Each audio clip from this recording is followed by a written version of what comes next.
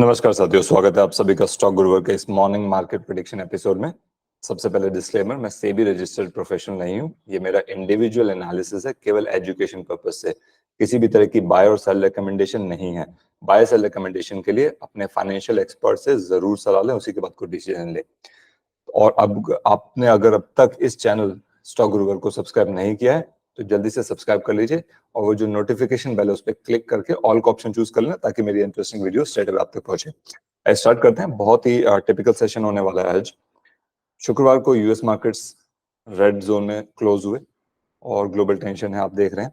उसकी वजह से भी अगर डाउ की बात करें, डाउ जोन्स ने 1.24, मैं यहाँ पे लिख देता हूँ, 1.24% का लॉस किया। एसएनपी ने 1.46% का लॉस किया था और नैस्डैक ने 1.62% का लॉस किया था। और इसके साथ ही यूएस मार्केट रेड जोन में क्लोजिंग दी थी उस मार्केट ने।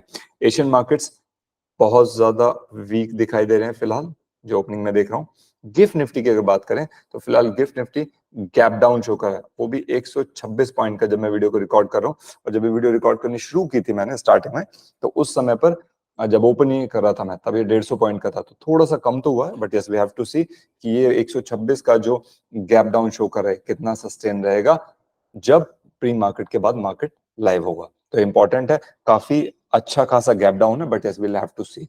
देखिए, शुक्रवार को निफ्टी की अगर बात करें, निफ्टी 50 में इसने 234 पॉइंट, 234 पॉइंट्स लूज करके 22,519 की क्लोजिंग दी थी। खैर, ये प्रीवियस डेटा था, पिछले दिन का था जब हमने वर्क किया था, वर्किंग डे का। अब यहाँ पे अगर हम बात करते हैं तो रेजिस्टेंस की अगर बात करें तो मुझे इसका रेजिस्टेंस 22,800 मेरे लिए इंपॉर्टेंट क्यों है ये, कि जब तक ये 22,800 को क्रॉस नहीं करेगा, 750 से 800 का एक जोन है, तब तक अब दोबारा इस पे बुलिश व्यू मैं नहीं ले पाऊंगा। मेरे लिए 22,700 से 750 से 22,800 को क्रॉस करने के बाद ये बुलिश व्यू होगा। और अगर सपोर्ट की बात करें तो मुझे फिलहाल ये 22,300 से 22,200 का एक लेवल दिखता है जहां पे सपोर्ट लेगा।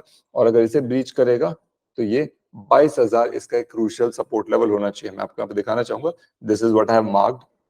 ये आपके लिए मैंने मार्क किया। देखिए, ये जो आप यहाँ पे लेवल देख पा रहे हैं, ये 22,800 रेजिस्टेंस मान के चल रहे हैं। जब तक इसको क्रॉस नहीं करता है, अब मैं फर्दर इस पर बुलिश नहीं हो पाऊंगा, क्योंकि ओवरबॉट भी था कुछ और उसके बाद ग्लोबल न्यूज ने थोड़ा सा दिया। लेकिन एक इंपॉर्टेंट फैक्टर मुझे इसके अंदर ये लगता है कि ये जो 22,300 और 22,200 का मैंने लेवल दिया है, यहाँ पे सपोर्ट लेना चाहिए। बहुत ज्यादा गैप डाउन अगर हुआ, जैसे गिफ्ट निफ्टी इंडिकेट कर रहा है। और 22,000 आप देख रहे हैं यहाँ पे एक अच्छा स्ट्रॉन्ग सपोर्ट था इसका, जिसको इसने काफी टाइम सस्टेन भी किया था। लेकिन मुझे एक और चीज लगी जो इंपॉर्टेंट रहेगी काफी, वो मैं ये देखना चाहूंगा कि अगर ये इस गैप डाउन पे, इतना भारी गैप डाउन पे खुलता है, तो ये यहाँ पे अगर थोड़ी देर भी सस्टेन हुआ तो यहाँ से एक लोअर लेवल से रिकवरी दिखाने की कोशिश करेगा, जो मुझे लगता है, ऐसा मेरा अनुमान है। देखना वो क्या मैं सही रहूंगा या गलत रहूंगा, बट यस, इसको मैं बहुत केयरफुली वॉच आउट करने वाला हूँ। तो ये था हमारा निफ्टी की बात। अगर बैंक निफ्टी की बात करें, देखिए बैंक निफ्टी की स्टोरी भी फ्राइडे को लगभग सेम ही थी।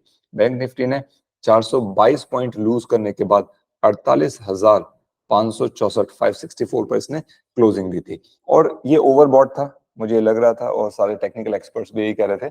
सो एज यूजुअल ये प्रिडिक्टेड भी था कि थोड़ा सा करेक्शन आना जरूरी था।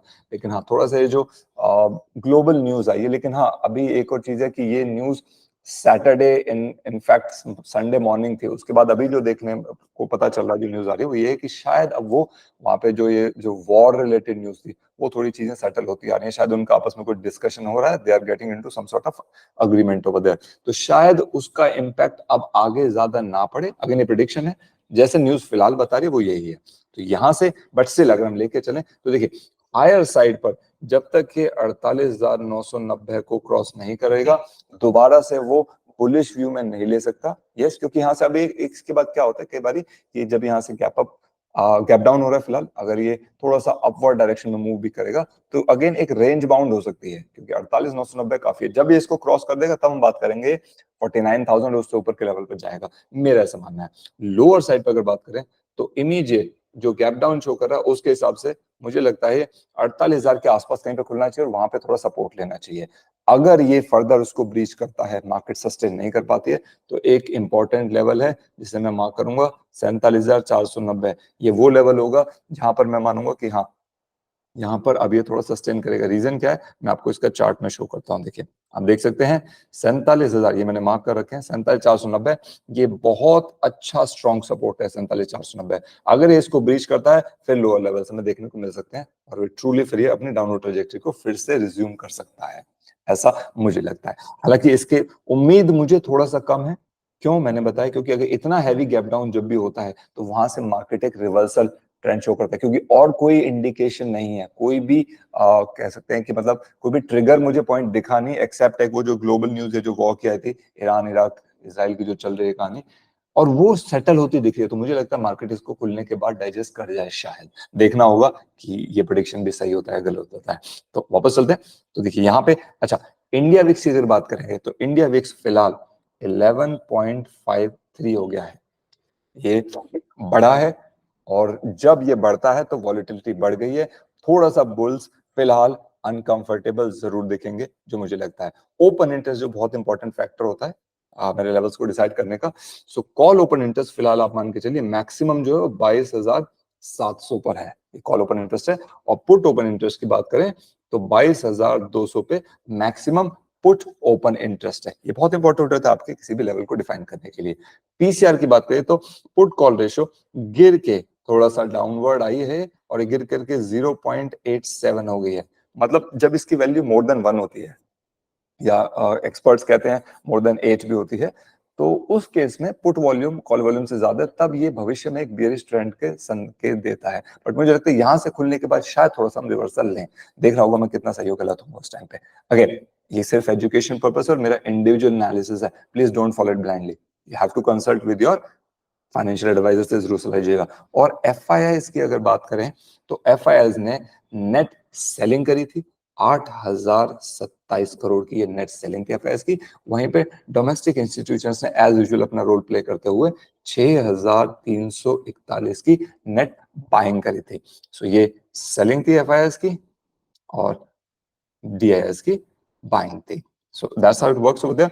इवेंट्स की बात करें तो आज कोई खासा इवेंट मुझे लगा नहीं। यस, जो टीसीएस के नतीजे आए थे बहुत बढ़िया आए थे। आई वाज एक्सपेक्टिंग कि शायद ये थोड़ा सा रिकवर करेगा, मार्केट को पुश करेगा, निफ्टी शायद थोड़ा सा ऊपर जाएगा। लेकिन ये जो ग्लोबल न्यूज है शायद इसका असर हो, बट ये मोमेंटरली भी हो सकता है। जैसे मैं बता रहा हूँ कि बड़े गैप डाउन के बाद मार्केट लोअर लेवल से रिकवर होती है। तो देखते हैं कितना प्रेडिक्शन सही होता है और उसी के हिसाब से हम डिसाइड करेंगे। आज का सपोर्ट और रेजिस्टेंस के टारगेट्स को ध्यान में रखते हुए मैं अपने स्टॉप लॉस और टारगेट को डिसाइड करूंगा और मार्केट को मेरे सेटअप पे आने का वेट जरूर करूंगा। I will not try to chase करने की कोशिश नहीं करूंगा, वहां पे लॉस हो सकता है। आपका एनालिसिस क्या कहता है कमेंट्स में शेयर कीजिएगा। आई होप आपको एनालिसिस पसंद आया होगा। वीडियो को लाइक जरूर कीजिएगा। शाम को फिर से मिलेंगे, तब तक के लिए नमस्कार।